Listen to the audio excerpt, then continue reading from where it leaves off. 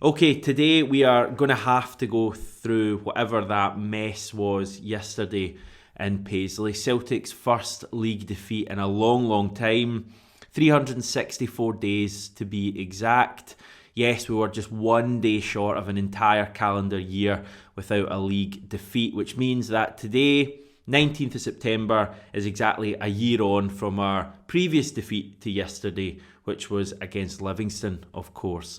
Fair to say, I think, that we're in a much better place now than we were a year ago. But despite all of that genuine progress that we can all see, I think we're all feeling the same feeling that we were after that Livingston loss. It's not a nice feeling having just lost yesterday, especially when you're going into a 2-week international break now, kind of reeling and in a bit of a downer after that defeat. We are going into this break.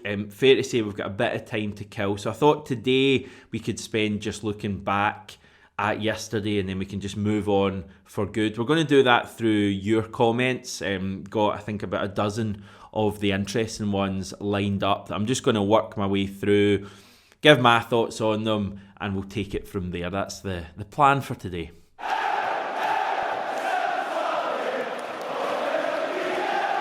First of all, this is what the league table looks like. Yes, our gap has been reduced to just 2 points.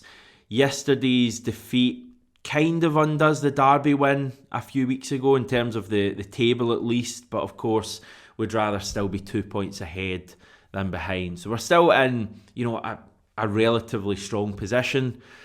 We're certainly still the best team in the country.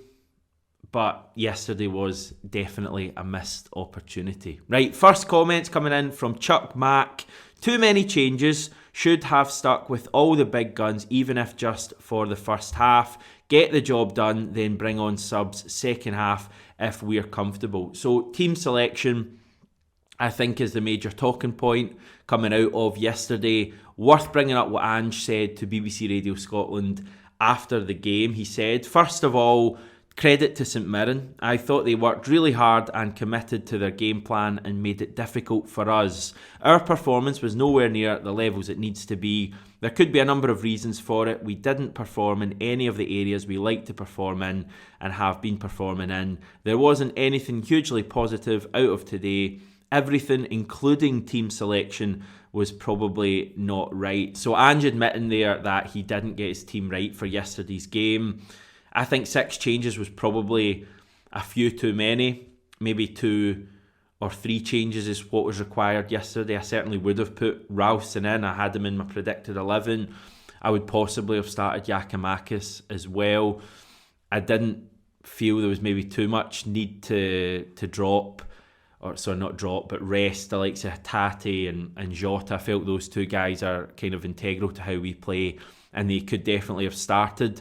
But having said that, as I said after the game yesterday, I don't think it was like a ridiculous decision from Ange to make 6 changes, really. He made 9 at Ross County and I thought we were fine that game and won. I mean, we won 4-1 that night. So I don't think it was like a ridiculous decision, and I don't think there was too many people when the team was named thinking, God, we're going to lose 2-0 today. I think it was definitely a factor. For me, the performances of the players who started the game and even the players who came on were just as big, if not a bigger factor in us losing the game yesterday. I certainly think, even players like Kyogo and McGregor, the so-called big names that did start yesterday, looked miles off it, really didn't contribute to the game at all. So I don't think Ange's decision to make those changes was the sole reason for us losing the game, put it that way. I think the team that started that match should still have been capable of winning that game. Having said that, going forward, I do wonder if, certain combinations in the team will work. I think you maybe need a Jota in the team. You maybe need a Hatate or an O'Reilly in the team. Maybe you can't go without both. And certainly at the back, without Carter Vickers, you're struggling a little bit, it seems. I think we'll come on to that in our next point. Obviously, the Carter Vickers one was enforced. He was injured, so Ange didn't rest him. But when he was missing, I think we were badly exposed, which is what Matthew JW is touching on here. The biggest problem was not starting CCV. The shithousery from St Mirren was on display. The ref was awful. The ball boys were awful, but ultimately no positivity. It is the easy thing to do after any defeat, is to pick out the player who didn't feature in the game and say, oh, they would have made a difference. I think there's merit to it yesterday. I think Celtic are a far better team when Carter Vickers is in the team. I'm not even just talking about, defensively and the fact that he wins headers and is such a commanding force. I think he's vital for games when we have the opposition hemmed in. The amount of times, I think back to the Derby win over Rangers recently, and the amount of times they would try to get out by playing a long ball into one of the channels, and Carter Vickers would just come across, control it, and restart another attack. And I think we badly lacked that yesterday. We allowed St Mirren to get a foothold into the game. Their two forwards really had a fair bit of joy against our centre-backs, and it just dragged the whole game back towards our goal. And we didn't really have them penned in at any stage in the match yesterday. There was no real moment in that game yesterday when you were thinking a Celtic goal could be coming here.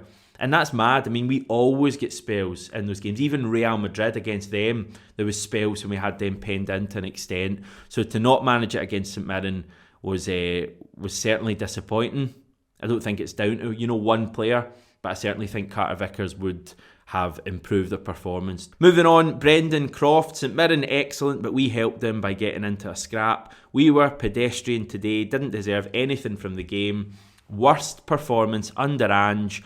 Let's hope it doesn't hurt us.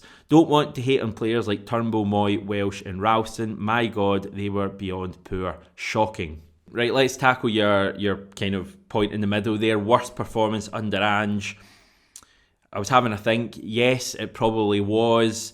Livingston last year, the defeat we had, our previous defeat in the league, was probably the other one that was a real contender. Maybe one of the Bodo Glimt ties as well. The second leg especially was horrendous. Certainly in terms of Ange, since he's got his full team together, yesterday was the worst by a mile. We just created nothing. We looked shaky at the back. It genuinely was, and I know a few people have been saying it as a joke, it genuinely was like a kind of Neil Lennon 2020-2021 performance. How did we manage to get through that season, by the way? Because we were literally watching what we saw yesterday week after week after week. Now Ange is taking us to the level where when it happens for a one-off game, it's like everybody's stunned and kind of a little bit in crisis. I just thought it was an awful performance yesterday. Certainly for me the worst under Ange. In terms of the second bit about the players, Turnbull, Moy, Welsh, Ralston were the ones you picked out. Personally, I don't think we should jump to any massive conclusions about any of those four not being good enough for Celtic. I think they've all shown bits this season. There's perhaps an argument about certain players not fully fit in the Ange system. I think that's a valid argument. In fact, we even spoke about it, I think after the Hearts win earlier in the season from Babity Bowster, we spoke about David Turnbull perhaps not fitting the Ange system, perfectly. But I still think he can offer things for us, albeit not playing like yesterday. So, Stephen Welsh is another one people are picking out after yesterday's performance. He had a really poor game. He's had better games this season. Is he as good as Carter Vickers?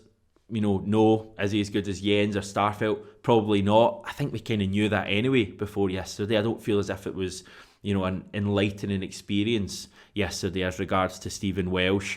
I still think he's good enough to be a backup. I just think it was an off day for so many of these players. Michael Reddington, straight from the off, we just looked off it. I don't know how to describe it, but we just didn't come out first gear. Much of that must be down to St Mirren, who beat us at our own pressing game today. Yes, they sat deep, but they were always looking to attack when they got the ball. Got to give them credit for that. We seemed to be sending a lot of balls high into the box as well, which doesn't always suit Kyogo's style. It seemed pretty clear from the get-go yesterday that there was just something off with our performance. There was a couple of ones in the first half an hour that Maida had where he just tried to play the pass without looking, and I think it was he and Greg Taylor were just not in the same wavelength, and a St Mirren defender just came across and took the ball. Jota had one in the second half as well where he just passed it to a St Mirren player. Just things we haven't been seeing all season from the team, and it's really difficult to put your finger on it. I think Ange feels the same way as well. It just seemed to be one of those days when our best players just weren't performing, weren't doing the things that we usually expect from them. In terms of your other points, yeah, St Mirren did threaten us and they set up really well. Fair play to them for that. I didn't actually feel they troubled us too much prior to their goal. I can't really remember them having much of an opportunity prior to their goal, which I think from memory was like a couple of minutes before half time. But after they got that goal and into the second half, I think what happened was our defence gave them reasons to be encouraged, and it just, gave their two forwards, I think it was Kayunga and Main, it just gave them more belief because they could tell that our backline was rattled, and the more they had a go at us, the more rattled our backline got. And that was the big worry for me yesterday. I mean, it's not a real worry going forward because I think it was very much a one-off game. But we did look rattled at times yesterday. And this Celtic team has not looked rattled too often over the last year. Even that derby against Rangers, start of April, they scored a really early goal. The atmosphere was rocking at Ibrox. It was frenetic. It was a difficult place for us to play. And even in that environment, when there was chaos around us, we calmed down. We used that Ange quote about not letting the chaos derail us. Yesterday, it wasn't even as if the chaos derailed us. It was just as if we were never on the rails in the first place, and the chaos just made it even harder for us. It was just a weird day. Next up, Dwang Critter. St Mirren deserve credit. They will trouble many teams if they play like that. They put a lot of work into closing down the Celtic wingers, and it worked. I hope the team get together and burn those shirts. They looked awful. Not sure about burning Celtic shirts. I think if I said that on the channel, I'd maybe be cancelled pretty shortly. I quite like the top as well. Admittedly, not a great start for it. It didn't look great either on the telly, but I like the look of it. Up close, I think it's a nice shirt with a wee, it's like a Glasgow skyline they've got on the sleeves as well. Yeah, big frustration again from yesterday was that all of our wing play seemed to be into feet, whether it was Abada or Maida in the first half, whether it was Jota or Haxa in the second half. Every time our wingers seemed to get the ball, it was like at the halfway line, they had their back to goal and they had a St Mirren defender right on their back, and they needed a bit of brilliance just to get past the first defender. Now, I thought there were similarities with the Livingston game that we lost a year ago. Can't remember quite if they had a back five that day. Something kind of tells me they did. I'd maybe need to rewatch the game. Certainly yesterday, St Mirren had a back five, and it just didn't seem like there was a lot of space for our wingers to run in behind. And yeah, that just seemed to cause an issue to our whole performance, really. It just seemed to unsettle us, and then it didn't help when the midfield wasn't performing. It was just a bit of a catalogue of errors, but I would love to have seen, the wingers, especially in the first half with Maida and Abada, two players that love to run in behind. Jota and Haksabanovic, I think, do come short, and they've got a bit of magic, whereas Maida and Abada don't really have a bit of magic in them. They've just got real pace and direct running in behind and great movement. But they didn't do it yesterday for whatever reason. It was all into feet, and it was just easy to defend from a St Mirren point of view. Let's face it, if you're an opposition manager in the rest of the league and you see how St Mirren played yesterday and how they stopped us playing, that's your plan for going forward. So it's going to be interesting to see how Celtic find a way to deal with that moving forwards. But yeah, I'm not burning any Celtic shirts, but thanks for your comment, Dwang. We'll move on to descending fourth.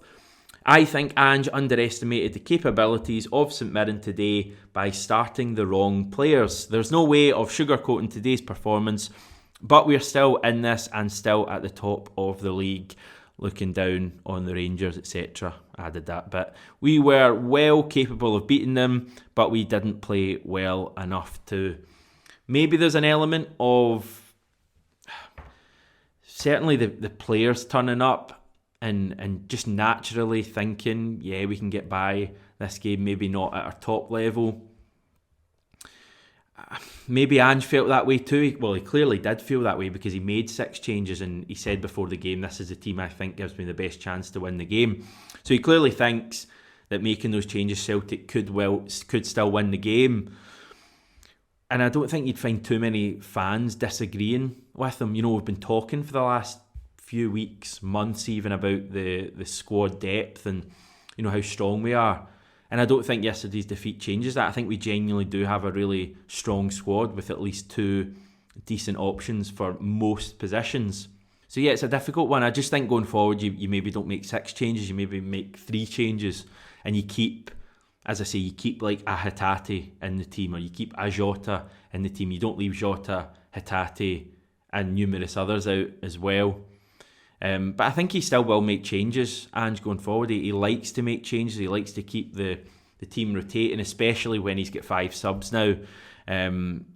Just for the millionth time, just a bad day yesterday. Paul Sharp, not lightning quick out of the blocks today. None of that quick, incisive passing we've seen in all or most of the games prior to today. A flat performance, an off day for sure. As John says, you have to earn results and take nothing for granted. Yeah, an off day, I'm happy to say that. I don't feel it's part of anything bigger. I don't think opposition teams have sussed Celtic out. I don't think the team has kind of reached its peak and is now in a downwards trajectory. I still feel good about our chances of winning the league. I still feel good about our chances in the Cups, including, the Champions League, and hopefully finding a way to get out of this group, whether that's Champions League or Europa League after Christmas. I still feel good about all of those things. I genuinely do feel like it was just a one-off match. It's just annoying that we have to stew over it, over the next couple of weeks during the international break. I wish it could have happened a few weeks ago and we maybe had like a European game coming up like tomorrow or whatever. It would have just felt kind of less of an issue, but at the moment it's just because you have to think about it for the next 2 weeks, except we're not, because we're moving on right after this point. Finally coming in from Jamie Crow, Postecoglou needs to go. I'm going to give you the benefit of the doubt there, Jamie, and say you're having a laugh, let's just say, because if not, we've got real problems there. Can we leave this here? Can we all agree to just like never really mention this game again, unless it's like at the end of the season when we've won the league and we can go, oh, remember that time we all freaked out a little bit after losing to St Mirren? Celtic are still in a good place. We're going the right way under Ange. There are still going to be bumps in the road, and yesterday was a pretty big bump, I would say. I don't think anyone was expecting us to lose that match yesterday. So it's a pretty deflating result. Like, I'm not going to pretend that I had a particularly good night last night. I still feel a bit kind of meh today, given that we just had such a good opportunity to go 5 clear and feel good about ourselves. Instead, we've just lost that game, and it feels like kind of we've thrown away points to an extent. Even though it was a deserved victory for St Mirren, it just feels a bit deflating. But we're still going in the right direction, and I think by the time Motherwell come to Celtic Park in 12 days' time, we're all going to be over that game and just looking forward. It's not going to decide anything this season, I don't think. Right, European roundup just before I go. No Shakhtar in action this weekend. Not quite sure why that is. The other 2 teams were Real Madrid beat their rivals Atletico last night in the Madrid derby. Watched that one. Certainly the last half an hour of it. Atletico were pushing for an equaliser after getting that goal back from Hermoso. He then gets sent off. Real Madrid now 9 wins from 9 in all competitions this season, and probably the best team in Europe at the moment. Certainly the best team in Spain and top of La Liga by a couple of points. RB Leipzig certainly not anywhere near being the best team in Germany at the moment. They're 12th in the Bundesliga after getting a bit of a hammering from Borussia Mönchengladbach at the weekend. 3-0, they lost, a double from Hoffmann and Bensebaini getting the third there for Gladbach. Hopefully that's going to kind of start a bit of a collapse from Leipzig's point of view, given that we are travelling over to Germany in just over 2 weeks. Okay, we'll leave things there, put it down to experience and move on. Tomorrow's video, we'll take a little bit of a look at the international break, what's to come, what our players are up to, what might be happening at Lennox Town, and of course any other news that comes up between now and then. Chat to you then.